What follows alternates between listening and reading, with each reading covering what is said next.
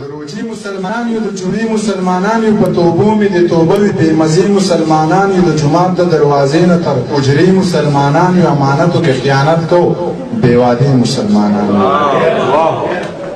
ډېره مننه.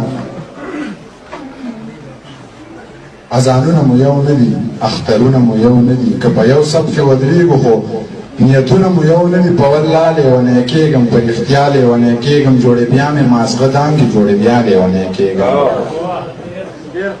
په یو دې پوه نه کړو، په قیصه دې پوه نه کړو، ملا جانه لیونی شې په ټپه دې پوه نه کړو.